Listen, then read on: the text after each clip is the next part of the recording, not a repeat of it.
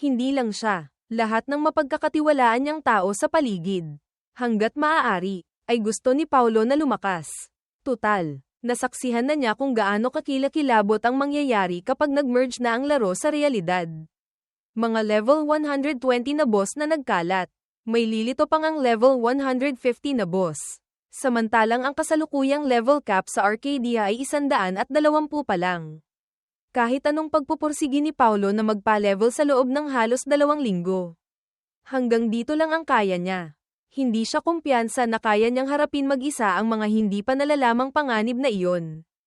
Alam ni Paulo na kailangan na nilang puntahan ang timog na tarangkahan ng langit. Hindi pa nila ito natatapos ni Leah.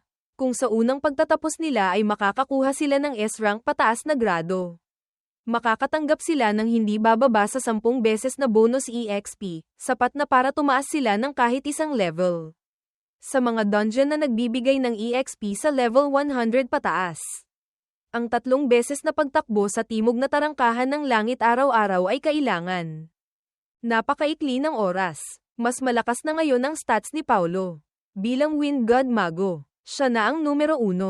Walang duda, mayroon siyang mataas na damage. Napakabilis kumilos, at ang kanyang bilis sa pagtakbo ay umaabot na sa 100 metro kada 4 na segundo.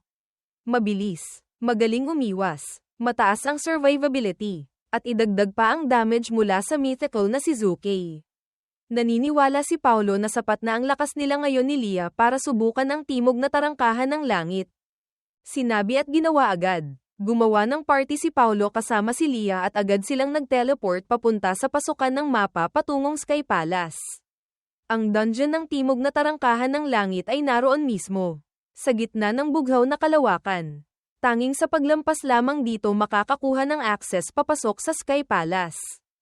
Ang stratehiya para dito ay matagal ng kabisado ni Paulo. Bago pumasok sa dungeon, binuksan ni Paulo ang leaderboard para sa first clear. Nakatala doon ang oras ng pagtatapos. May listahan para sa grupo at pares. Pati na rin ang pangkalahatang pinakamabilis na oras. Ang nangungunang grupo ay 6 na tao. Natapos nila sa loob ng 52 minuto. Ang record na ito ay hindi pa nababasag hanggang ngayon.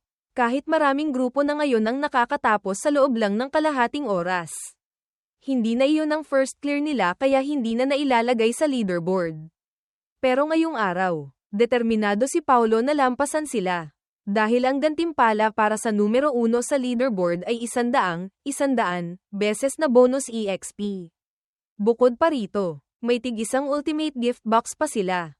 Siguradong maglalaman ito ng top tier na gamit, na may level na katumbas o mas mataas pa sa kasalukuyan. At pwede ka pang pumili kung para sa character o pet ang gamit. Pumasok sina Paulo at Leah sa dungeon. Kasabay ng pagpapalabas sa kanilang 2 pets. Ang Zuke at ang Stegosaurus ay parehong level 100 na.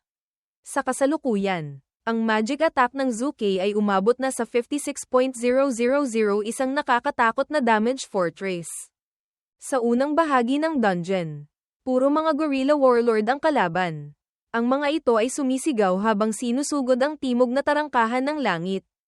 Pinapanta ni Leah ang Stegosaurus sa unahan para kunin ang atensyon ng mga gorilla. Nang atakihin ng mga gorilla ang Stegosaurus, na-activate ang skill nito, isang malakas na ungol na kumuha ng aggro, galit, ng lahat ng gorilla sa paligid. Hindi nagtipid ng skill si Paulo. Agad niyang inutusan si Zuke na magsimulang mag-cast. At ginamit nito ang talent skill na pagsunog sa langit at lupa.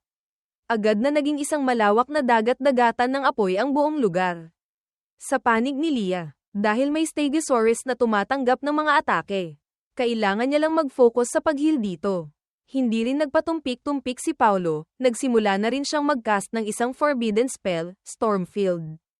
Pagkatapos gamitin, ang 500 metrong radius sa paligid niya ay naging isang nagngangalit na field ng bagyo. Walang tigil na nananalasa ang hangin. Nagdudulot ng magic damage kada segundo, katumbas ng 0.75 ng kanyang attack power. At binabawasan ng 50% ang bilis ng pagkilos at pag-atake ng lahat ng target sa loob. Kasabay nito, ang sariling bilis ng pagkilos, pagcast, at pag-atake ni Paulo ay tumaas ng 50%. Tumagal ito ng 10 minuto. Kumonsumo ng 8.000 mana. May 10 segundong casting time. At 30 minutong cooldown. Isang napakalakas na field control skill. Kaya ito tinawag na forbidden spell ay dahil hindi lang ito damage, kundi may napakalakas ding control effect, na sa malakihang labanan ay pwedeng maging susi sa pagkapanalo. Bukod pa rito, ang wind magic ay may interaction sa fire magic, ang hangin ay nagpapasiklab sa apoy. Nang gamitin ni Paulo ang forbidden spell, agad na lalong lumakas ang dagat-dagatan ng apoy na ginawa ni Zukei. Tumataas ng husto ang mga numerong lumalabas. Sa isang iglap, ang mga higanteng gorilya na naagro ng Stegosaurus ay nagkaroon ng napakalalaking pulang numero sa ibabaw ng kanilang mga ulo. Walang tigil ang pagbaba ng kanilang buhay. Ngunit ito ay isang level 100 dungeon. At ang pinakamahirap pa bago ang bagong expansion. Ang mga gorilla warlord sa unahan ay mga ordinaryong mobs lang. Pero may 8,000, 8.000 sila.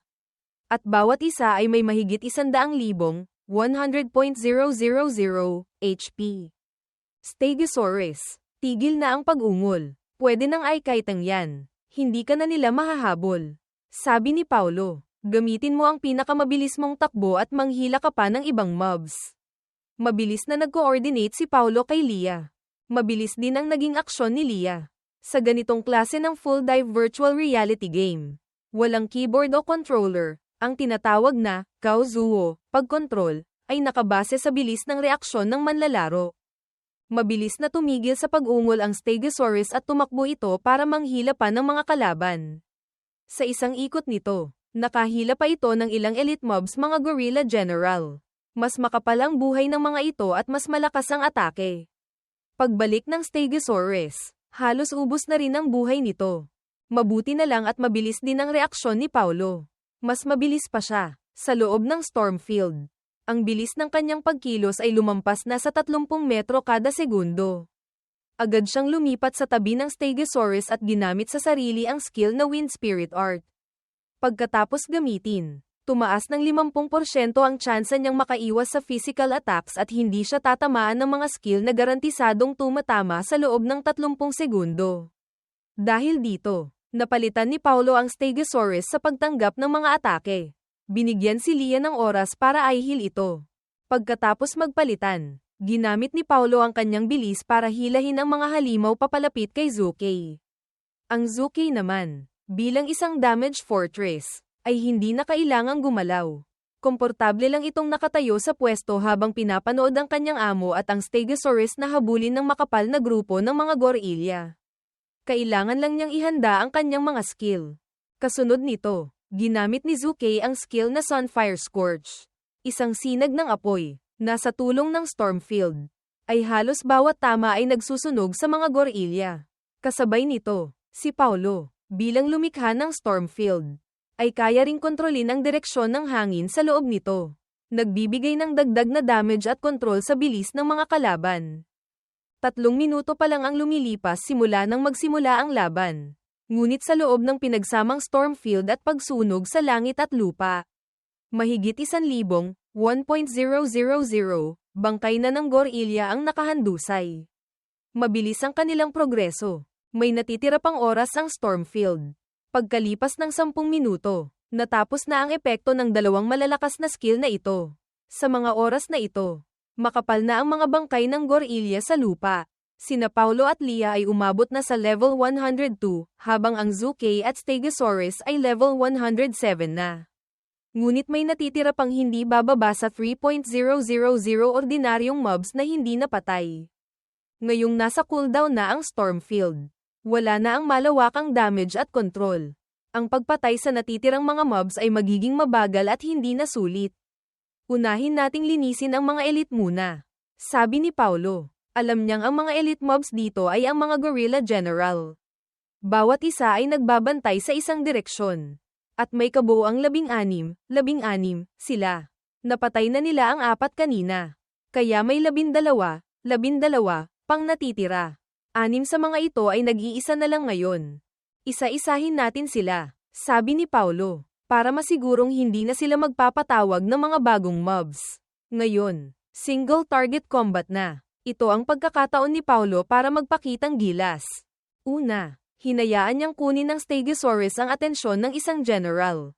Pagkatapos, nagsimula siyang gumamit ng Windblade. Sinundan ng skill na Wind Shear Slash. Napansamantalang nagbulag sa general. Sunod-sunod na Windblade ang pinakawalan niya. Sa loob ng 5 segundo, nakapagdulot si Paulo ng 130.000 damage. Mabilis na nabawasan ang buhay ng general. At tinapos ito ng isang serye ng fireball barrage mula kay Zuke. Napakabilis ng proseso. Agad na lumipat si Paulo sa susunod na target. Natuklasan pa nga niya na ang kanyang Windblade ay direktang nakakakuha ng atensyon ng mga general. Mas naging madali ito. Isa-isang hinayla at pinatay ang mga general. Pagkatapos ng mga 10 minutong pag-ikot, naubos na nila lahat ang mga gorilla general. Ngayong wala na ang mga general. Isang malakas na dagandong ang narinig mula sa gitna ng mapa. Sinong hamak na nilalang ang nang-ahas na tulungan ang langit at hadlangan ang paglusob ng Diyos na ito? Sigaw ng Gorilla King. Kasabay nito, lahat ng natitirang buhay na mobs ay tumakbo papunta sa gitna ng mapa. Sinubukan ni Paulo na atakihin ang mga ito. Pero hindi niya makuha ang atensyon nila. Para silang nababaliw. Ang tanging nasa mata nila ay ang kanilang hari. Hindi ang mga kaaway. Grabe. Ang tindi pala ng pagka-fanatic ng mga unggoy na to. Nagbiro si Paulo kay Lia. Pagkatapos, pinagtulungan nilang patayin ang isang grupo ng mga natitirang mobs gamit ang mga skill ni Zuke. Sabi niya kay Lia, sakto, bilisan na nating tapusin to. Nagpapatawag din ng mga general ang Gorilla King. Kakayanin kaya ng Stegosaurus. Medyo nag-aalala si Lia. Kahit hindi kayanin, kailangang kayanin. Hindi na nagsalita pa si Paulo. Nakarating na sila dito. Aatras pa ba? Hindi iyon ang estilo niya. Sa normal na proseso ng dungeon, dapat ubusin muna ang 8,000 mobs. Tapos isa-isahin ang mga general. At saka harapin ang Gorilla King ng mag-isa. Habang nilalabanan, magpapatawag ang Gorilla King ng 3 bugso ng mga general, sa 70% HP, magpapatawag ng 500, sa 50% HP, magpapatawag ng 1.000. Bukod pa rito, ang Gorilla King ay may 1,000,000, 1.000.000 HP, at ang damage nito ay napakalakas. Kahit ibawas pa ang depensa, ang Stegosaurus ngayon ay kaya lang tumagal ng 4 hanggang 5 atake mula sa hari. Tama si Lia, hindi kakayanin ng Stegosaurus. Total, pseudo-supernatural lang ito. Hindi tunay na supernatural. Kung hindi kaya, ako na lang ang tatanggap. O si Zuke. Sa mga kritikal na sandali, sasaluhin na lang natin. Desidido na si Paulo sa isip niya. Pumunta sila sa gitna ng mapa. Pagkakita pa lang, nagsimula na agad ang labanan. Tinansya ni Paulo ang oras, 35 minuto na silang nasa loob ng dungeon. Sakto, tapos na ang cooldown ng Stormfield. Agad niyang pinakawalan ito para sakupin ang buong gitnang battlefield. Ginamit din agad ang pagsunog sa langit at lupa ni Zuke. Sunod-sunod na skill ang pinakawalan ni Zuke. Ngunit ang target nito, pati na rin ni Paulo, ay iisa lang, ang Gorilla King. Walang tigil ang ingay sa battlefield tunog ng mga skill ni na Paulo at Zuke. Sigaw ng Gorilla King, at ungol ng Stegosaurus. Sa isang iglap, naging magulo ang lahat. Walang tigil sa pagkilos si Lia. Sumusunod kay Paulo para i-heal ang Stegosaurus. Ngunit napakarami ng damage na natatanggap ng Stegosaurus, 10,000 ang nababawas sa buhay nito kada tama. Halos hindi na makahabol si Lia.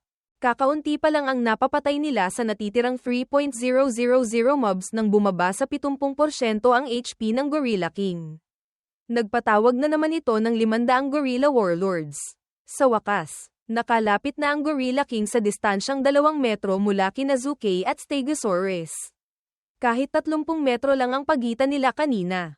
Dahil sa kontrol ng Stormfield at sa pagmanipula ni Paulo sa hangin. Naging napakabagal ng paglapit nito. Kasabay nito, gumagalaw din sina Zuke at Stegosaurus kaya nahirapan itong humabol.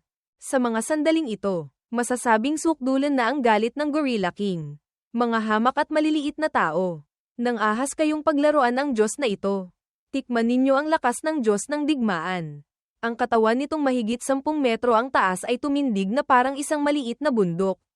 Sumuntok ito pababa sa lupa.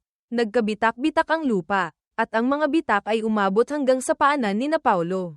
Lahat sila ay nakatanggap ng damage number sa kanilang ulo. Malakas. Isang suntok pa lang. 6.500 HP na ang nawala kay Paulo. Agad na bumagsak sa peligrosong level ang buhay niya, 40% ng HP bar niya ang nawala. Hindi na rin maganda ang lagay ng Stegosaurus.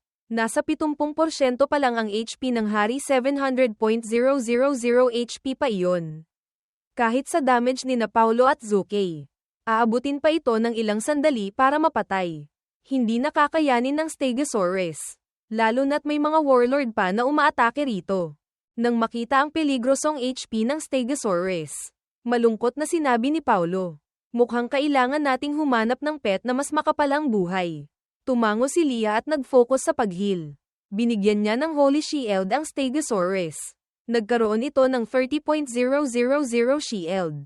Kaya pa nitong tumagal ng isang bugso. Nagpatuloy sila sa pagkaitang sa hari. Mabuti na lang at may Stormfield pa. Pagkatapos, nagsimulang mag-focus si Paulo kasama si Zuke sa pagpatay sa mga natitirang mobs. Nang mga ilang dosina na lang ang natitira, sinabi ni Leah, Paulo, hindi na kaya ng Stegosaurus. Anong gagawin natin? Umatras ka, sigaw ni Paulo. Ako na ang sasalo sandali. Ngunit kanina, sa distansyang 3 hanggang 4 na metro, isang suntok lang ng hari sa lupa ay 6.500 HP na ang nawawala kay Paulo. Paano niya ito kakayanin? Isang suntok lang. Ubos siya. Agad na ginamit ni Paulo ang windwalk para tumakbo. Tinulak niya si Zuke sa harap ng hari. All-out attack sa hari. Utos ni Paulo kay Zuke. Wala na siyang pakialam. Tumingin si Zuke sa katawan nitong hindi man lang kasing laki ng palad ng hari. At nanginginig ito. Siguro iniisip nito, pwede akong hindi maging tao. Pero ang amo ko, aso talaga ang ugali. Malinaw na pinapasalo ni Paulo kay Zuke ang mga atake ng hari. Pagkatapos, pinakawalan ni Paulo ang lahat ng kanyang single target skills. Sumunod naman si Zuke sa utos, total. Mabagal din naman ito. Kaya hindi na ito tumakbo at matigas na sinalo ang mga atake ng hari para makapag-cast. Mabilis na bumulusok ang HP ng hari. Ngunit, 50% HP, nagpatawag na naman ito ng 1,000, 1.000 mobs. Ang Stegosaurus, na nakahinga na, ay hindi na kumuha ng aggro ng hari, sa halip. Ito na ang humila sa mga bagong dating na mobs. Sa panig ng hari, hindi na ito pinansin, lahat ng klase ng skill ay walang tigil na ibinato rito. Sa wakas, bumaba na sa 10% ang HP ng hari. Kasabay nito, lumayo si Paulo ng 30 metro. Sa distansyang ito, abot pa ng mga spell ni Paulo ang hari. Pero hindi na siya abot ng mga atake nito. Lahat ng damage ay napunta kay Zuke. Sa huli, naubos ang HP ni Zuke. Ngunit huminto ito sa isang punto. Agad na tumingala si Zuke at humuni ng malakas. Ang buong katawan nito ay naging isang malaking itlog na nagliliyab sa matinding apoy. Lumulutang mismo sa harap ng Gorilla King. Nang makita ito ng hari, agad nitong iniunat ang kamay. Dugo ng Zuke. Akin na ang itlog na ito. Tuwang-tuwa ang mukha ng hari. Sa panig ni Paulo, walang tigil ang kanyang wind blades. Kasabay nito, kinontrol niya ang Stormfield para itulak ang nagliliyab na itlog papalapit sa kanya. Dahilan para hindi ito maabot ng hari. Ang sinabi ng hari ay nagpatigil din sa puso ni Paulo. Ibig sabihin, kapag natalo si Zuke at pumasok sa rebirth state, pwede itong manako. Dali-dali niyang tiningnan ang status ng kanyang pet. Tama nga, sa mga sandaling iyon, blanko na ang owner, slot ng Zuke, na wala ang pangalan ni Paulo. Mukhang habang nagiging itlog si Zuke para mag-rebirth. Pwede nga itong agawin. Paano nangyari yun? Ngunit maya-maya lang, natuwa si Paulo. Mukhang malaki rin ang atraksyon ng Zuke sa hari. Hinabol nito ang itlog at hindi na inatake si Paulo. Kahit anong atake pa ang gawin ni Paulo dito, hindi ito gumaganti. Tila ang tanging nasa mata nito ay ang itlog ng Zuke. May ganito palang epekto. Hindi ko inaasahan. Agad na kinontrol ni Paulo ang Stormfield at gumamit ng mga spell para itulak palayo ang itlog. Pinapaikot-ikot ang mukhang hindi matalinong hari. Kasabay nito, walang tigil siyang nagpapakawala ng wind blades. Sa wakas, naubos ang HP ng Gorilla King. Pagkatapos, Pinatay ni Paulo ang mga natitirang mobs. Dungeon cleared. Clear rating, SSS. Clear time, 43 minutes 52 seconds. Isang world announcement ang lumabas sa laro. World announcement, binabati ang koponan ni na Paulo at Lia sa pagtatakda ng bagong record sa Timog na Tarangkahan ng Langit, Pares, na may oras na 43 minuto at 52 segundo. Na nakakuha ng SSS rating at nanguna sa leaderboard. Ang pagiging unang nakatapos sa Timog na Tarangkahan ng Langit ay nagbigay ng 100 beses na bonus EXP. Ngunit ang announcement na ito ay hindi na gaanong pinansin. Sa ngayon, sino pa bang manlalaro ng Arcadia ang may pakialam dito? Lahat ay abala sa pagbebenta ng gamit o ng kanilang mga account. Marami pang ang sumasakay sa kasikatan para gumawa ng sariling content. Lahat ay nasa proseso ng paghihilom o pagbawi ng puhunan. Sino pa ang mag-iisip tungkol sa mga dungeon? System notification, nakatanggap ka ng 8 bilyong EXP. System notification, nakatanggap ka ng gantimpala mula sa Dungeon Leaderboard, Ultimate Gift Box X1. System notification, nakakuha ka ng karapatang pumasok sa Sky Palace.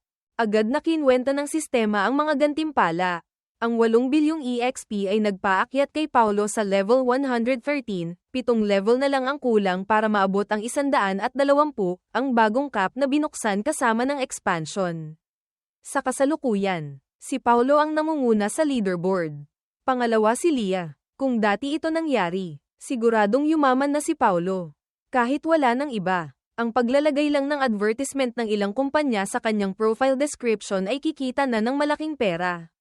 Baka maimbitahan pa siyang maging endorser sa totoong buhay.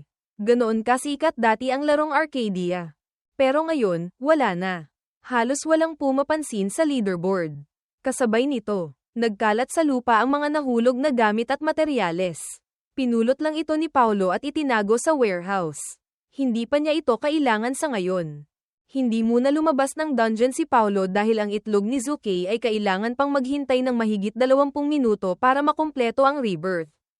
Isa pa, matagal nang gustong makita ni Lia ang Twin Hearts Lake sa loob ng mapa ng Sky Palace. Sabi ng iba, ito raw ay isang totoong tanawin sa Sky Palace. At maraming magkakpi na players na may access dito ang pumupunta roon para mag-check-in o kumuha ng litrato. May ganoon ding pangarap si Lia. Ngunit dati, si Paulo ay isang ordinaryong manlalaro lang. Masyadong mahina, at wala silang mahanap na malakas na kasama para dalhin sila roon. Kaya natagalan ito. Ngayon, pwede na nilang tuparin ang hiling na ito. Magkasama silang pumunta sa Twin Hearts Lake. Habang naroon, tumingin si Lia kay Paulo at sinabing, "Oy, hindi ba napag-usapan na natin to? Napagdating natin dito, anong gagawin mo?" Agad na nagpadala si Paulo ng hug, action request. Hihi. Tumawa si Lia at kumuha ng screenshot. Naghintay sila hanggang sa matapos ang rebirth ni Zuke. Pagkatapos, parang bagong pang-anak ito, ngunit hindi nagbago ang level. Muli itong pumirma ng kontrata bilang alaga ni Paulo. Pagkatapos ng rebirth, tumaas ng 10% ang stats nito. Huwag maliitin ang stats ng pet, kahit mukhang mababa. Mayroon silang growth multiplier. Ang mythical na si Zuke ay may 20th X multiplier para sa magic attack. Kaya ang atake nito ay umabot sa nakakagimbal na level. Mahigit 70,000, 70.000. Ngunit gaano man kalakas, kumpara sa stats ng manlalaro, mas mababa pa rin ang stats ng pet. Kaya ang pet ay mananatiling pet. Isang nilalang na kayang paamuin ng manlalaro.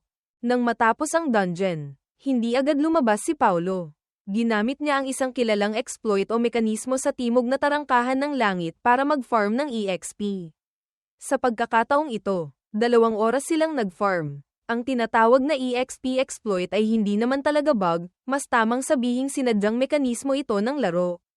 Kung saan ginagamit ang kakayahan ng Gorilla General na magpatawag ng mga mobs para patuloy na makapag-farm ng EXP hanggat gusto mo. Pagkatapos ng 2 oras na pag-farm, ang Zuke at Stegosaurus ay umabot na sa level 120. Sina Paulo at Lia naman ay level 115 na. Malapit na, isip ni Paulo. Lumabas na sila ng dungeon at nag-log out para kumain ng tanghalian. Ngunit bago mag-log out, bumalik muna si Paulo sa lungsod Buwan Tala. Inilagay niya ang lahat ng bagong gawang crafted items sa warehouse at nag-order pa ng karagdagang 1,000, 1.000 set. Mas maraming crafted items, mas maganda. Kahit hindi siya makakuha ng 9 na star, basta sapat ang dami. Kaya na ni Paulo na gumawa ng sarili niyang perpektong 9 na star gear na may stats na gusto niya. Paano? Sa pamamagitan ng pag-extract ng mga stats. Ito ang tunay na ganda ng crafting. Kung gagawa ka ng libu-libong crafted items at susuriin lahat gamit ang mataas na uri ng scroll, karaniwan kang makakakuha ng mga item na may kumpletong set ng isang partikular na stat line. Ang mga stat line na ito ay pwedeng i-extract gamit ang banal na kristal. Pagkatapos, kukuha ka ng isang 9 na star na basura na gamit. Tatanggalin ang mga orihinal na stats nito gamit ang banal na kristal. At ililipat mo doon ang na-extract mong magandang stat line. Mahirap makipag-agawan sa magagandang 9 na star gear sa market. Pero ang mga 9 na star na basura ay madaling makolekta. Pinapahanap na ni Paulo kay Marco. Pagkatapos kumain, mag-o-online siya ulit. Kung wala pa ring magandang 9 na star, siya na mismo ang gagawa. Ang 2 ultimate gift box ay hindi pa binubuksan ni Paulo. May pamahiin din sa pagbubukas nito, mas maganda raw kung 4 ang sabay-sabay na bubuksan. Sabi-sabi, mas malaki ang tsansang makakuha ng kumpletong set ng pet equipment. Kailangan niyang maabot ang level 120 ngayong araw. Ma-enhance lahat ng gamit sa dagdag 1/8, buksan ang mga natitirang pet eggs. At bukas, tatakbuhin na nila ang bagong dungeon. May plano na si Paulo. Pagkatapos nilang talunin ang bagong dungeon at makuha ang mga gantimpala, wala nang masyadong paraan para lumakas pa sa laro. Patuloy na lang siyang mangungulekta ng mga gamit. At sasamahan si Leah sa paglalaro. Kasabay nito, aayusin na rin ni Paulo ang ilang bagay sa totoong buhay.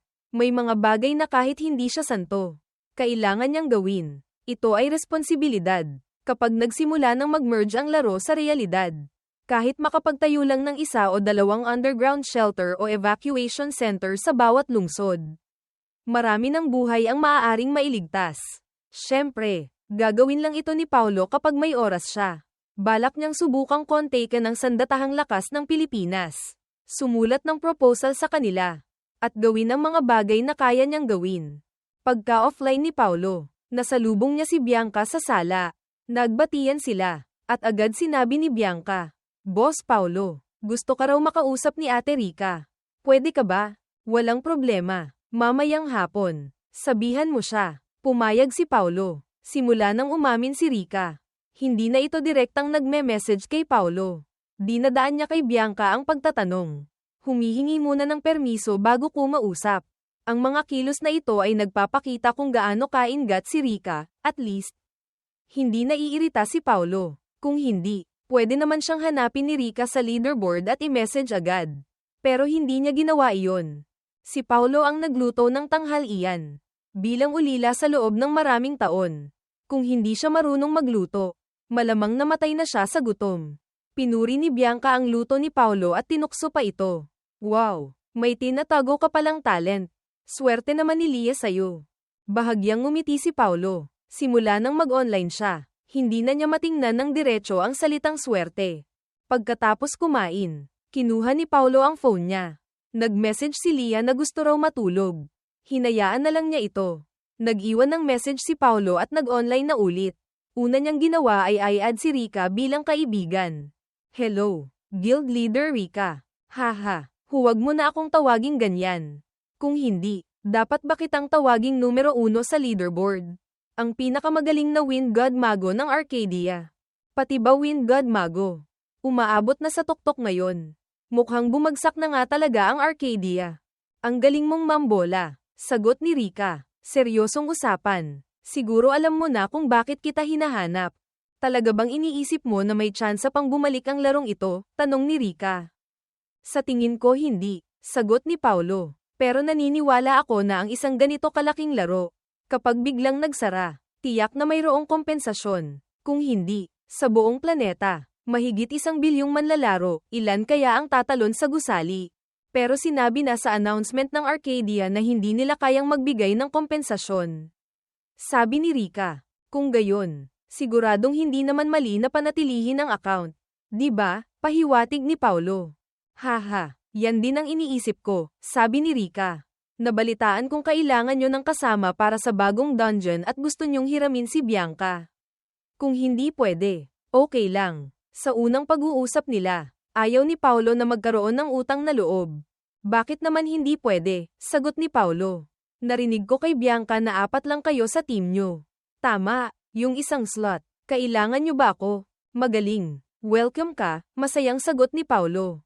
Natapos na ang usapan. Habang nag-uusap sila, tinitingnan din ni Paulo ang kanyang mailbox.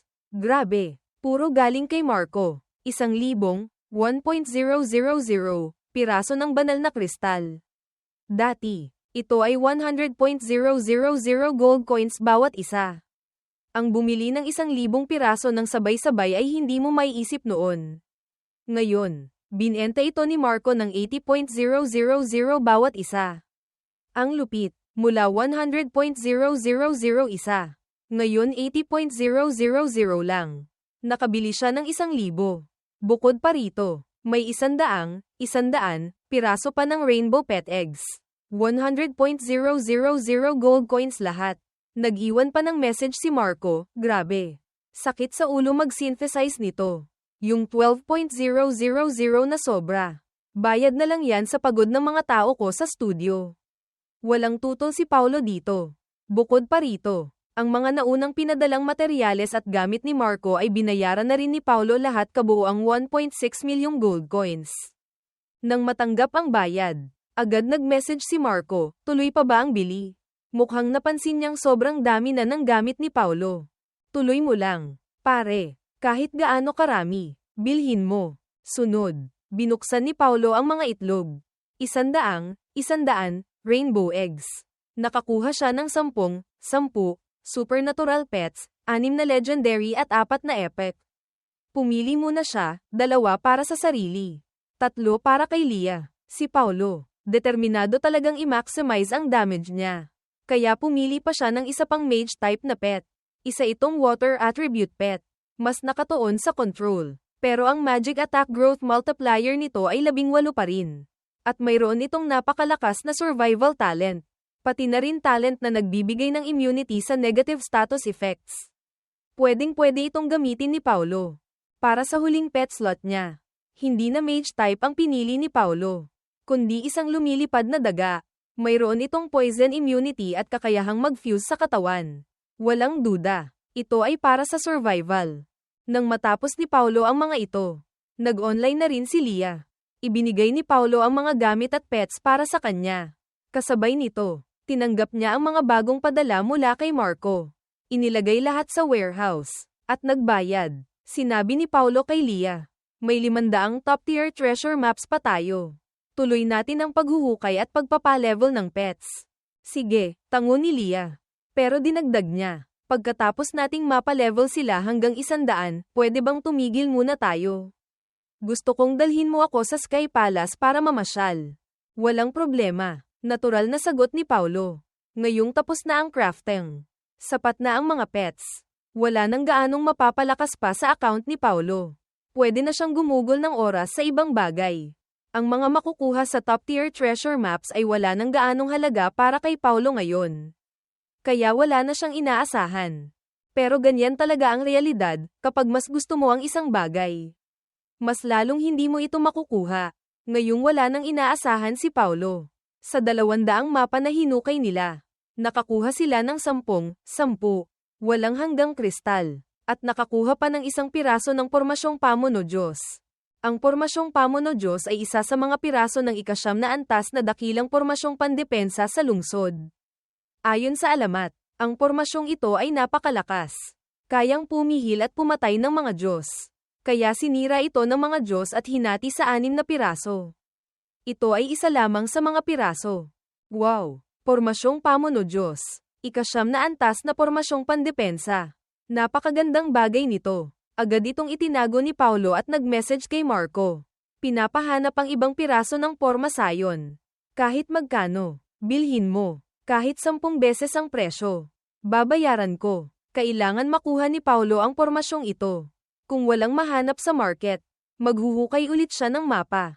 Natapos ang isang araw ng paglalaro. Tiningnan ni Paulo ang petsa, 16 ng Abril, 12, araw na lang bago ang araw ng pag-merge ng laro. Inisip niya ang mga naipon niyang yaman sa laro, mga materyales para sa sub-professions. Crafting materials, mga set ng gamit sa iba't ibang level na kabukas na ang 100 warehouse slots sa lungsod Buwan Tala para dito. Bukod pa rito, may mahigit 90 pets pa siya, na ang pinakamababa ay perfect quality. Sunod ay ang lungsod Buwan Tala mismo. Kasama ang 3 batalyon ng mga NPC, ang mga kabalyero ng Buwan Tala, at mga mago ng Buwan Tala. Ang mga hukbong ito ay isang malaking sugal, total. Hindi alam ni Paulo kung pagdating ng merge, ang mga NPC na ito mula sa iba't ibang lahi ay basta na lang mag-aalsa o aalis. Pero kung may lalabas ulit na ganitong klase ng top tier na hukbo sa recruitment, siguradong kukunin pa rin ito ni Paulo. Pagkatapos ay ang iba pang mga na-recruit na NPC, ang napakaraming materyales. Ang mismong lungsod, kasama pa ang sarili niyang top-tier god set, 2 epic pets, at isang mythical na si Zuki. Sa ngayon, ang paghahanda niya sa laro ay masasabing sapat na. Ang susunod na hakbang ay ang patuloy na pagpapabili kay Marco, at ang pagkuha ng 3 set ng pet equipment mula sa bagong dungeon. Tungkol sa bagong dungeon, alam ni Paulo kung paano ito tapusin. At mayroon itong isang exploit o bug. Normal lang ito, anumang bagong labas sa laro ay kadalasang may kaunting problema. Kahit pa ipinagmamalaki ng Arcadia na sa loob ng 20 taon ay wala silang bug. Ngayong malapit ng magsara, nagkaroon din ng problema. Gayunpaman, mas higit pa sa pagtawag dito na bug. Hinala ni Paulo na maaaring ito ay sinadyang ilagay ng mga programmer ng kumpanya, na gumamit ng code para makialam sa Spirit Stone at pilit na nagpasok ng isang piraso ng code. Ang layunin ay para bigyan ng kaunting dagdag na pabuya ang mga manlalaro sa mga huling sandali. Siyempre, hula lang ito ni Paulo. Dahil sa alaala niya, ang bug na ito ay bukas pa madidiskubre. Kung talagang gustong magbigay ng regalo ng kumpanya sa mga manlalaro, pwede naman nilang i-anunsyo ng direkta. Hindi nag-aalmusal si Paulo kaya agad siyang nag-online. Tiningnan niya ang listahan ng kanyang mga kaibigan at nakitang online si Leah. At nasa loob pa ng isang party. Agad siyang nag-request na sumali. Dahil magkakpi sila sa laro, pwede siyang direktang pumasok sa party nang hindi na kailangang hintayin ang approval. Pagpasok ni Paulo, nakita niyang may 2 pang tao roon parehong kakilala niya, si Bianca at si Rica. Nandito rin pala kayo, mausisang tanong ni Paulo. Hinihintay ka namin. Sagot ni Rica. Hindi ba tatakbuhin natin ang bagong dungeon ngayon? Okay, may isa pa tayong kasama. I-invite ko lang siya. Tango ni Paulo. Ngunit napansin niyang hindi online si Marco. Kailangan niya munang mag-offline sandali para tawagan ito. Alam ni Paulo na gising na si Marco sa mga oras na iyon. Nang sumagot ang telepono, agad niyang sinabi, online na, dungeon na tayo. Grabe ka, Paulo. Laro agad na sa isip mo. No. Hindi mo ba tiningnan yung group chat ng section natin? Ibang usapan ang binuksan ni Marco. Hindi. Umalis ka na ba sa group chat? Tanong ni Paulo. Wala na siyang pakialam ngayon sa mga usapin tungkol sa klase. Hindi na kailangan. Group chat. Binalik na naman ako ni Sir Cruz doon. Kaninang umaga lang. Pagpasok ko, nakita ko agad na tinag ka ni Sir. Pinapagalitan ka dahil sa mahabang pag-absent mo. Halos buong semester daw. Iilang araw ka lang pumasok. Tapos yung sina Diego at mga tropa niya. Nakikisawsaw pa. Nilalay ka sa chat. Kwento ni Marco. Halatang naiinis. Ano ba yan? Hindi ko na kaya tong si Diego eh. Kailangan ko tong turuan ng leksyon. Hayaan mo na siya. Kalmadong sagot ni Paulo. Na siyang pinag-uusapan. Bakit ka matatakot doon? Bilisan mo na. Mag-online ka na. Huwag mo nang intindihin yung ibang bagay. Unahin natin ang dungeon. Tinatamad nang sumagot si Paulo. Dahil sa alaala niya, si Diego ay isa sa mga pinakaunang nagbenta ng account. Pagkatapos mag-merge ng laro, si Diego, kasama ang kapatid nitong si Boss Vic, ay nanatiling ordinaryong tao lang. Sa mata ni Paulo, masahol pa sila sa langgam. Hindi nagtagal, nag-online na si Marco. Mabilis na nabuo ang 5 miyembrong grupo. At dumiretso sila sa pinakabagong dungeon, kaguluhan sa Sky Palace. Ang dungeon na ito ay tungkol sa pagbagsak ng Sky Palace. kung saan 12, demonyong pinuno. Kasama na ang Gorilla King. Ang nagtulungang sumalakay dito. Tama, ang Gorilla King na pinatay ng napakaraming players sa nakaraang dungeon ay bida na naman ngayon. Pero mas malakas na siya, level 120, 2,000,000, 2.000.000 HP, at sapat ang damage para patayin si Paulo sa isang iglap. Subukan muna natin ang normal difficulty, suhestyon ni Rika. Bago pa lang ang dungeon na ito. Wala pa sa kanila ang nakakalaro nito. Okay lang na subukan muna. Hindi tumutol si Paulo. Hindi niya pwedeng sabihin agad na alam niya ang exploit at I suggest na pinakamahirap na difficulty agad, magdududa lang si Rika. Isa pa, kapag unang beses natapos ang normal difficulty at napasok sa leaderboard, may ultimate gift box din naman. Kahit medyo boring ang normal. Tiningnan ni Paulo ang iba't ibang difficulty levels at ang description ng dungeon. Sa normal difficulty ng kaguluhan sa Sky Palace, dir-diretso lang to. Depende na lang sa damage natin. Mamaya pagpasok, bigay nyo lang lahat ng kaya nyo. Sa normal difficulty, nababawasan ng 30% ang stats ng 12 demonyong pinuno. At maraming malalakas na skill nila ang hindi gumagana. Sa kasalukuyang grupo ni Paulo at sa kanilang mga gamit, hindi ito mahirap. Naroon si Paulo, si Lia, si Bianca, si Rika, at ang medyo nahuhuli na si Marco. Dire-diretso lang ang pag-usad ng 5. Lahat ng 3 pet ni Paulo ay kasama sa laban. Habang nakauto-atak ang mga pet, ang Zuki pa lang ay nag-ambag na ng 26% ng kabuoang damage ng grupo. Nakakatakot. Nagduda tuloy si Bianca sa sarili niyang kakayahan. Paano nangyari yun? Sabi niya, binigay ko na lahat. 23% lang damage ko. Top 3 warrior ako ng buong server Ganoon ba kalakas ang Zuki? Hindi masama. Nakangiting sabi ni Rika. Nakuha natin ang top 1 sa normal leaderboard. At lamang tayo ng 8 minuto sa top 2. Mukhang walang makakahabol sa atin. Grabe talaga ang damage ng Zuki. Tumingin siya kay Paulo. Pero parang laging hangin lang ang ginagamit mo. Paulo, sinusuportahan mo lang si Zuki para mas lumakas ang damage niya. Huwag kang ma-discourage. Bianca, sabi ni Lia. Mas mababa talaga ang damage ng mga warrior kumpara sa mga mago sa pagpatay ng mobs. Isa pa, nasa tuktok ng pet rankings ang Zuki ni Paulo. Tapos may 5 damage skills pa. Nakaramihan ay AoE. Hindi pwede. Mamaya, mangungulekta ako ng rainbow eggs. Kailangan kong makakuha ng mas malakas pa kay Zuki. Tila na challenge si Bianca sa nakakagimbal na damage ni Zuki. Hindi siya papayag, kailangan niyang makakuha ng mas malakas na pet para malampasan ang Zuki ni Paulo. Dito, natawa si Lia. Hindi mo siya malalampasan. Mythical level pet ang Zuki. Umaabot ng SS dagdag ang growth stats niya. Sa loob ng 20 taon ng Arcadia, 3 pa lang ang mythical pets na lumabas. At mas mahina pa yung 2 kaysa kay Zuki.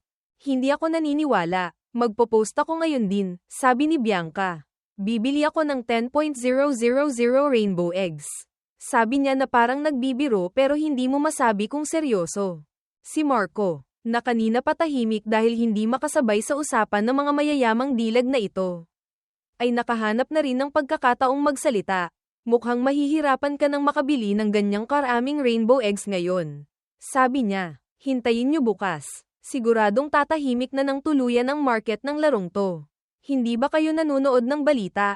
May nag-compile sa mga malalaking livestreaming platforms. Hanggang tanghali ngayon, umabot na sa 3.8 milyong gamit ang sinira ng mga sikat na players. 6 na milyong pets ang pinakawalan. At daan-daang milyon ng iba't ibang items na winasak na. Habang sinasabi ito, bakas kay Marco ang panghihinayang at emosyon. Dahil magsasara na ang laro at walang kompensasyon. Natural lang na magwala ang mga manlalaro. Idagdag pa ang mga sikat na personalidad na sumasabay sa uso para sa views. Kaya ang larong dating naghari sa buong Blue Star Planet ay malamang sa loob ng ilang araw ay tuluyan ng mananahimik. Tuloy na tayo. Nakangiting sabi ni Paulo. Subukan naman natin ang hard difficulty. Tapusin natin lahat ng difficulty levels. Kunin natin lahat ng ultimate gift box. Tapos magbukas pa tayo ng maraming pet equipment. Ang pet equipment sa Arcadia ay hindi pwedeng i-trade at hindi rin nasa Syra.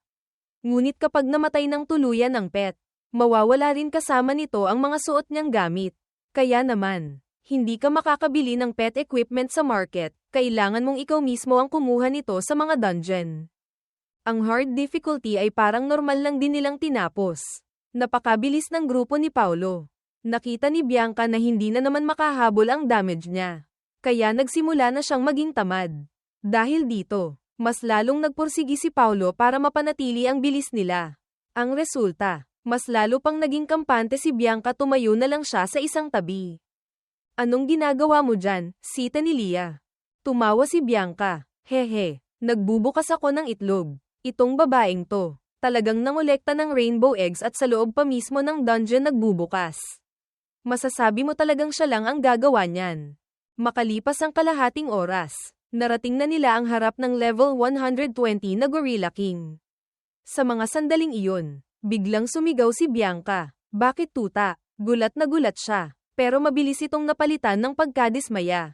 Tuta, habang lumalaban, na-curious ang iba at sumulyap. Isang heavenly hound mukhang ang aso. Nanginginig na ang boses ni Bianca. Ayoko ng aso. Kahit pusa na lang sana. Nang marinig siya, napailing na lang ang iba sa kawalan ng magawa. Pakita mo nga yung stats sa amin. Sabi ni Rika. Nanginginig din ang boses sa paghanga. Napakaswerte ni Bianca. Sabi niya gusto niyang makakuha ng mythical pet. At nakakuha nga siya. Grabe. Ang stats ng Heavenly Hound at ang mga talent skills nito, isa itong walang kapantay na combat pet. Tapos hindi pa masaya si Bianca. Nakakainis. Naghihinala akong sinasadya mong magyabang. Bianca, halatang naiinis na si Rika. Gusto niya rin ng ganoong pet. Oo nga, ako nga wala pang kahit anong supernatural pet eh. Puno rin ng paghanga na sabi ni Marco. Ngunit si Lia ang nagsalita. Nakagat kasi siya ng aso noong bata siya. Kaya takot siya sa aso simula noon. Ipinaliwanag niya para kay Bianca. Nasa laro lang naman tayo. Wala sa totoong buhay. Anong kinakatakot mo? Naiinis na sabi ni Paolo. Kung ayaw mo, akin na lang yang Heavenly Hound. Sa'yo na tong lumilipad na daga ko. Ayoko. Halos maiyak na si Bianca. Mas takot ako sa daga. Nagtawanan ng lahat. Napangiti rin si Paolo. Siyempre, gusto ko rin ng Heavenly Hound. Ngunit alam niyang mas bagay ito kay Bianca dahil sa pagiging angkop nito sa kanyang propesyon. Kung mapupunta ito kay Paolo, hindi magagamit ang buong potensyal nito. Isa pa, hindi ugali ng isang maginoo ang agawin ang gusto ng iba. Isa na namang ultimate gift box. Masayang sabi ni Paolo. Tuloy pa tayo. May pagkakataon tayong makakuha ng 8 ultimate gift box ngayon. Sapat na para makabuo ng 2 set ng pet equipment. Sa mga sandaling iyon, nagsalita si Rika. Sandali, magpapahinga muna ako saglit para magbukas ng rainbow eggs. Pero lalaban pa rin ako ha. Naisip ko lang, hindi ba maraming sikat na players ang nagsisira ng mga itlog ngayon? Sa tingin ko, mas mataas ang tsansang makakuha ng magandang pet ngayon. Mukhang tama nga siya. Ang isang magandang dungeon run ay naging lugar para magbukas ng pet egg ang mga kasama niya. Mabuti na lang. Ang hard difficulty ay madali pa rin para sa kanila dahil sa kanilang mga gamit. At nakuha pa rin nila ang pinakamabilis na oras. Ganoon din ang nangyari sa nightmare difficulty. Nakakuha sila ng 3 pang ultimate gift box. Sa nightmare difficulty, 2 box ang gantimpala, habang sa hell difficulty ay 4.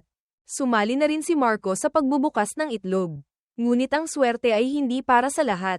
Totoong maraming nagbubukas ng itlog ngayon. Sa loob ng 20 taon ng Arcadia. Dahil sa sobrang mahal ng mga gamit, halos lahat ng manlalaro ay nagtipid ng husto. Kahit ang mga mayayamang naglalaro nito. Ang mga gamit na hindi kailangan ay iniipon pa rin dahil napakahalaga ng mga ito. Kaya sa loob ng 20 taon, marami silang naipon. Ngayong malapit nang magsara ang server, wala nang silbi ang pag-iipon. Dahil ba sa sentimiento ng mga manlalaro o dahil sa hype na pinupush ng mga sikat na personalidad? Si Rika ay nakapagbukas na ng 150 rainbow eggs pero isa lang ang nakuha niyang supernatural pet at epic level lang. Samantalang si Marco, 50 itlog lang ang binuksan. Nakakuha ng legendary, pero masakit pa rin daw sa bulsa. Sunod na ang kaguluhan sa Sky Palace, Hell Difficulty. Sabi ni Paolo, okay, yung mga gustong magbukas ng itlog. Mamaya na ulit, Hell difficulty na to. Huwag na nating isipin ang oras ng pagtatapos, hindi pa nga sigurado kung matatapos natin ito. Mag-focus tayong lahat, dahil sa karanasan nila sa mga naunang difficulty.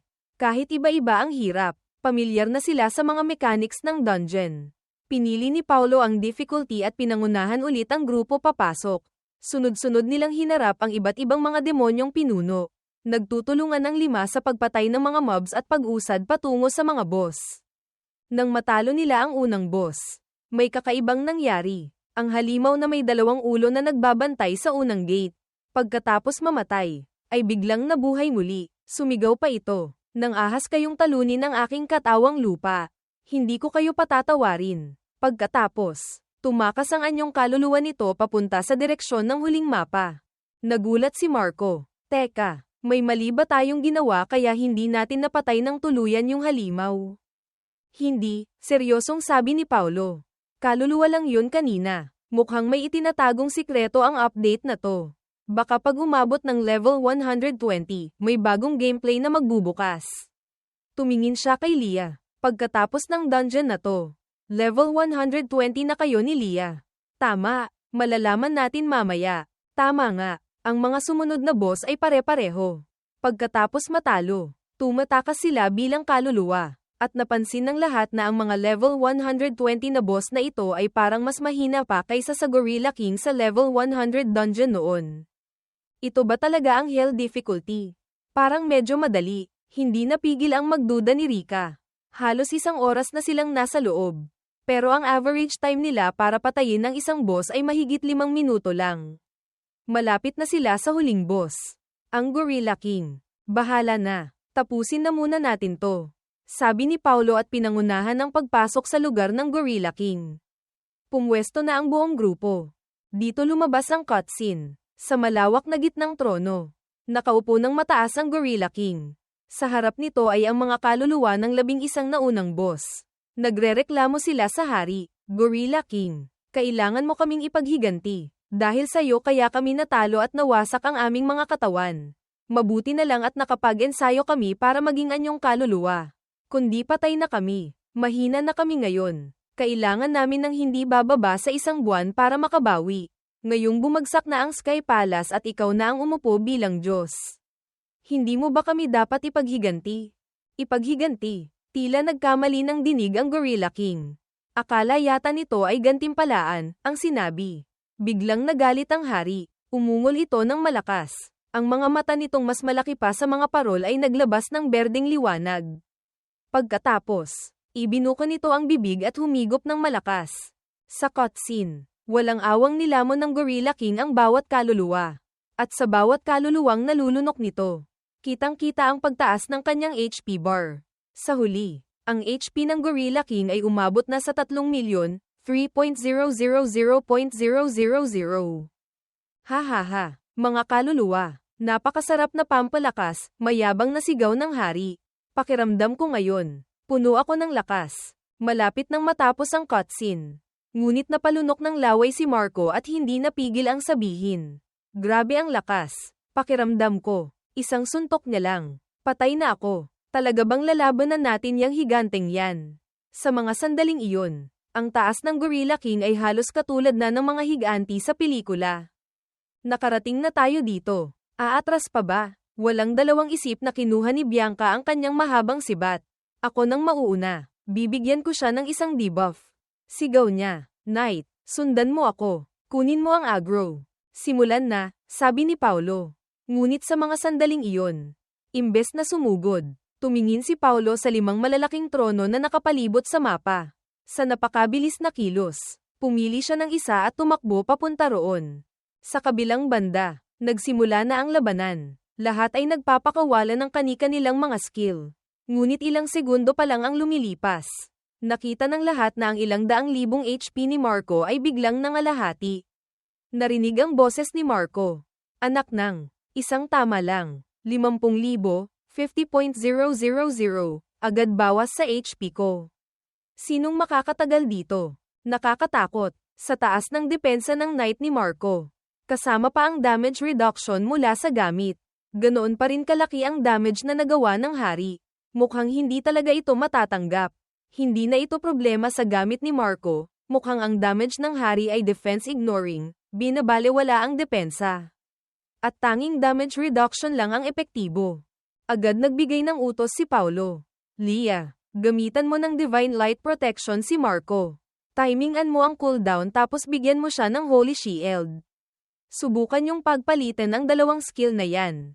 Tapos, umatras tayo habang lumalaban. Bawat isa, humanap ng isang trono at tumayo doon. Hindi pa alam ni Bianca ang exploit na ito. Akala niya naglalaro lang si Paulo. Ngunit sumunod pa rin si Bianca at humanap ng trono. Pilit ding humanap si Marco ng trono at tumayo roon. Nang nasa pwesto na silang 5, nagpatuloy si Paulo sa pag-uutos. Marco, huwag ka nang kumuha ng aggro. Simula ngayon, bawal gumamit ng taunt, pati mga pet natin. Bawal ding umatak. Tapos, tumayo tayo sa pinakamataas na bahagi ng trono at gamitin lang ang mga skill natin para atakihin ang boss. Tandaan, damage skills lang. Lia, huwag kang mag-heal o mag-shield. Gamitin mo ang Holy Light Purification para sa damage.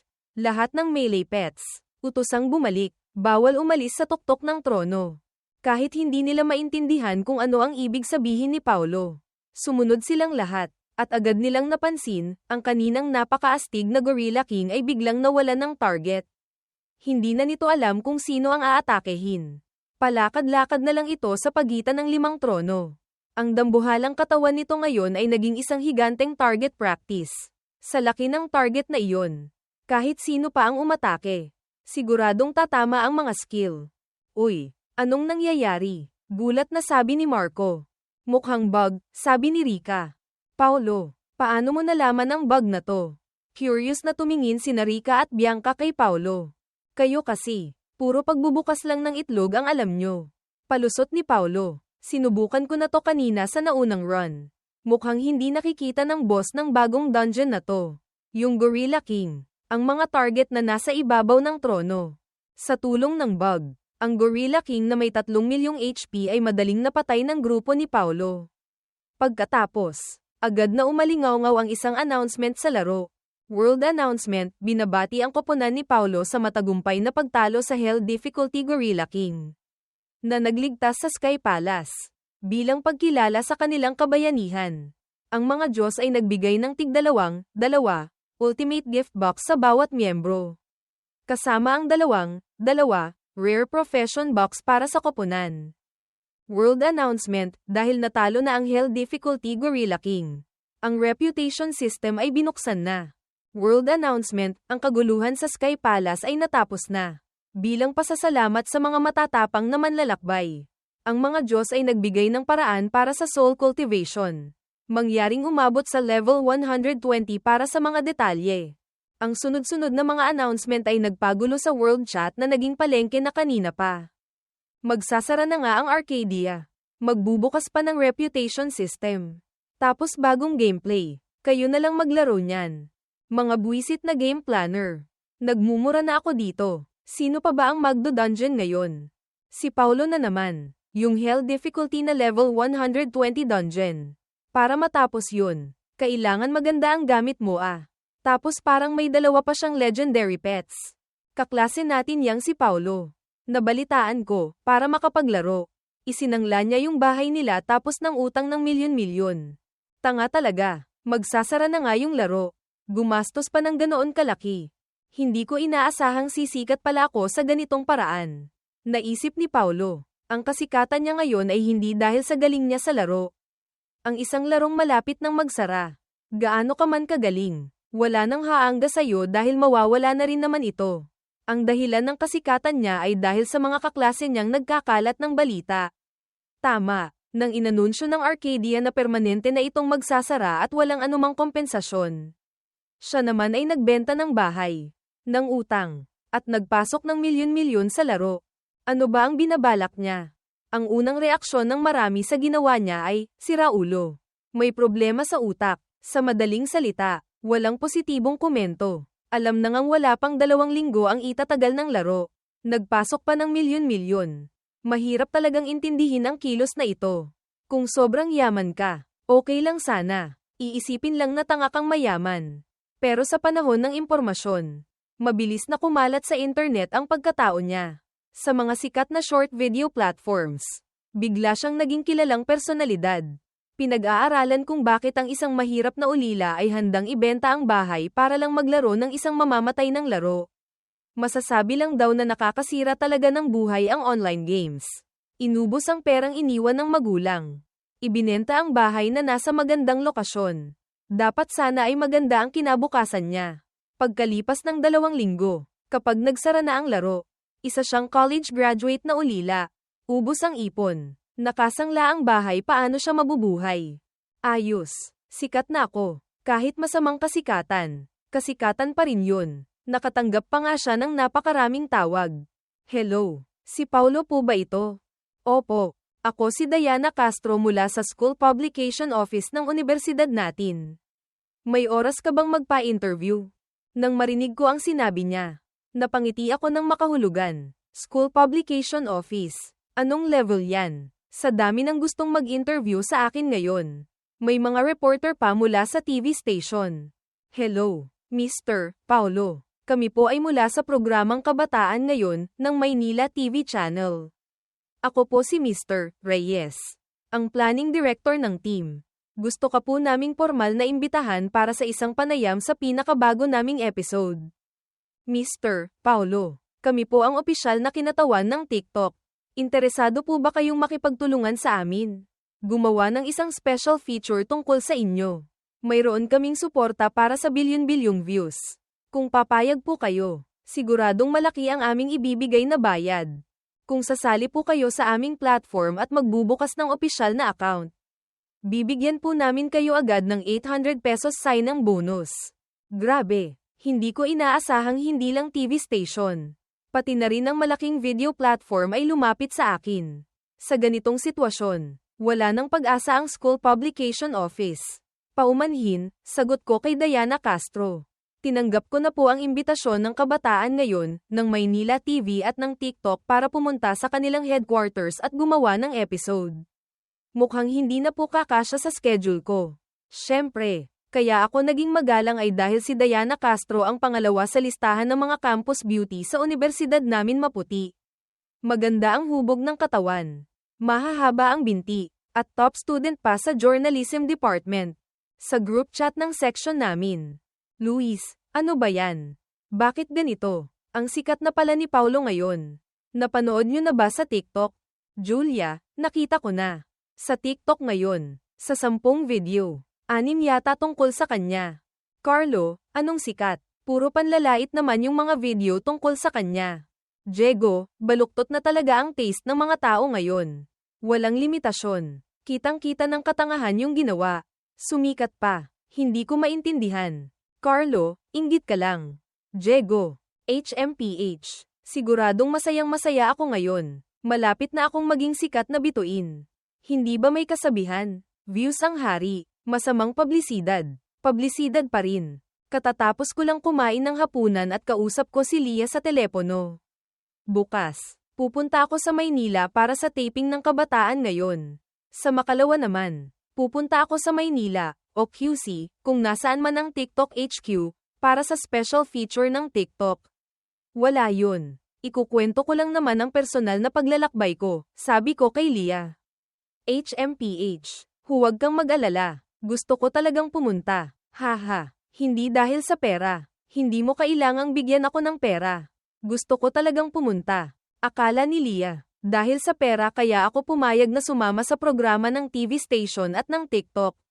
Napanood na rin niya ang mga video sa internet na may kung ano-anong kakaibang teorya mula sa mga content creator. Masasabing puro kasinungalingan at chismis ang nagkalat. Pati ba naman yung noong bata raw ako ay sumilip sa biyudang naliligo. May nag-imbento pa. Ang problema, hindi ko mapatunayan na hindi ko ginawa iyon mula pagkabata. Hindi ko naman nai-record ang bawat sandali ng buhay ko. Kaya ang tingin sa akin ng mga tao sa internet ngayon ay napakasama. Tulad ng sabi ni Carlo, puro kadiliman o negatibo. Tapos ngayon, lalabas pa ako, sasali sa programa, at makikipag-usap sa mga manonood sa buong bansa. Hindi ba parang ginagawa ko lang ang sarili kong unggoy para pagtawanan at batuhin ng balat ng saging? Ayaw ni Lia na mangyari iyon sa akin. Sinabi pa nga niya na kung talagang kailangan ko ng pera, hihingi siya sa pamilya niya. Bilang magkakpi na matagal nang magkakilala online, ang pagsasama at hindi pang iiwan ay napakahalaga na. Ang isang tulad ni Leah ay parang biyaya mula sa langit. Tungkol dito, syempre nagpapasalamat ako, pero hindi na kailangan. Sa ngayon, sapat na ang pera ko.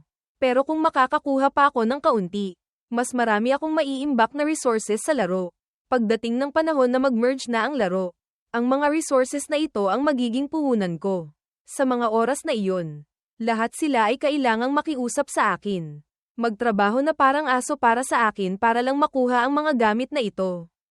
Para mapanatag si Leah, sinabi ko sa kanya na magiging busy ako sa mga susunod na araw. Baka kaunti lang ang oras ko online. Pero sisiguraduhin kong mag-o-online ako araw-araw para samahan siyang mamasyal kahit sandali. Pagkatapos, tinawagan ko ulit si Marco. Pare, dahil gagawa ako ng 2 programa, mas magkakapera na ako. Tuloy mo lang ang pagbili ng gamit sa laro para sa akin. Bilhin mo hanggang sa wala nang may benta. Syempre, kailangang pinakamababa ang presyo. Ang presyo ba sa laro ngayon? Araw-araw bumabagsak. Oo, pare, huwag kang mag-alala. Si Diana Castro, tumatawag na naman sa akin. Sandali lang, boss. Lumayo si Marco para sagutin ang tawag.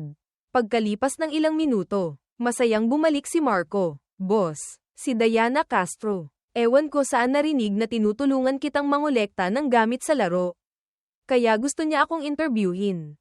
Pinakiusapan pa niya yung kapatid niyang si Angelica para kausapin ako. Pwede ba akong pumayag? Halatang-halata ang excitement sa boses ni Marco. Naalala kong matagal nang may gusto si Marco kay Angelica. Kung gusto mong pumunta, pumunta ka. Sagot ko, na parang walang pakialam. Boss, huwag kang mag-alala. Hindi ako magsasalita ng kung ano-ano doon, agad na sagot ni Marco.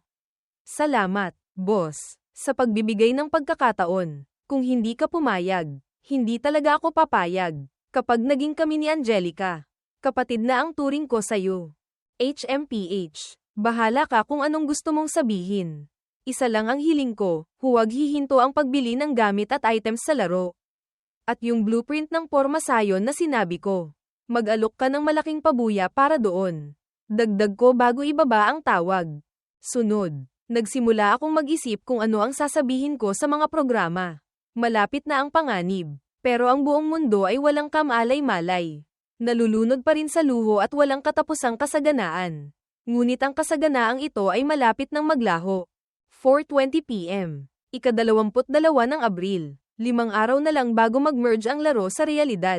Patapos na ang araw na ito. 2 oras na lang bago ang flight ko.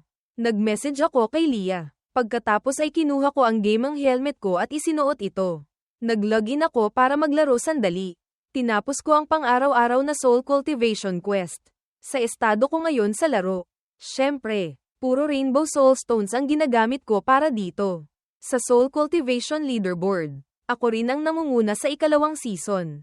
Ang pagiging numero 1 sa soul cultivation ay nagpapataas ng attribute stats. Bukod pa rito, binuksan ko na rin ang mga ultimate gift box na nakuha ko. Nakakuha ko ng 3 set ng pet equipment. Tumataas na naman ang stats ng 3 kong pangunahing pets. Ngayon, kaya ko nang mag-solo sa timog na tarangkahan ng langit. Ang magic attack ko ay lumampas na sa 100.000. Sunod, tiningnan ko ang gantimpala mula sa kaguluhan sa Sky Palace, Hidden Class Certificate, Skywalker. Ang Skywalker ay malaya, hindi nakatali, naglalakbay kung saan nais. Pagkatapos mag-change class sa Skywalker, ikaw ay magiging isang all-around magic warrior. Maging sa malayo o malapitang laban, madali mong mahaharap ang anumang sitwasyon. Hindi ako nakakuha ng hidden class na wind attribute. Pero nabuksan ko ang pinto sa isang bagong mundo, ang pinakabalanseng class sa laro. Ngunit siya ring pinakamahirap na class. At isa rin sa pinakamalakas. Dapat ba akong mag-change class?